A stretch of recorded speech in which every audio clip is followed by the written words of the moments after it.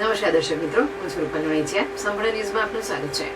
ભાભરની ખોડા ઢોર પાંજરાપોળમાંથી પશુ ચોરીના કેસમાં પોલીસે 2 આરોપીઓની ધરપકડ કરી છે. આ ઘટનામાં કુલ 3 આરોપીઓ સામેલ હતા, જેમાંથી એક હજુ ફરાર છે. પોલીસે ચોરાયેલા 4 પાડા અને ગુનામાં વપરાયેલું જીપડાલું પણ કબજે કર્યું છે. પોલીસ સૂત્રો પાસેથી મળતી માહિતી મુજબ ગત તારીખ 12 માર્ચના રોજ ભાભરના નવા વિસ્તારમાં આવેલી ખોડા ઢોર પાંજરાપોળના મુખ્ય દરવાજાનું તાળું તોડી અજાણ્યા ઈસમો અંદર પ્રવેશ્યા હતા. તેઓએ પાંજરાપોળમાંથી આશરે 9,000 રૂપિયાની કિંમતના 4 નાના પાડાની ચોરી કરી હતી. ચોરોએ પાડાને જીપડાલામાં ભરી નાસી છૂટવાનો પ્રયાસ કર્યો હતો. જોકે રાત્રિના સમયે સ્થાનિક લોકોએ શંકાસ્પદ હરકતો જોઈને બૂમાબૂમ કરતા ચોર સ્થળ પરથી ફરાર થઈ ગયા હતા. આ બનાવ અંગે પાંજરાપોળના ટ્રસ્ટી શેઠ રમેશચંદ્ર મુક્તિલાલ દ્વારા ભાભર પોલીસને અરજી આપવામાં આવી હતી. પોલીસે અરજીના આધારે તપાસ હાથ ધરતા 3 ઈસમોના નામ ખુલ્યા હતા. વિષ્ણુજી બાબાજી ઠાકોર, શૈલેષજી રણછોડજી ઠાકોર અને જીલુજી ચુનાજી ઠાકોર. આ ત્રણેય અબાસણા તાલુકો ભાભરના રહેવાસી છે.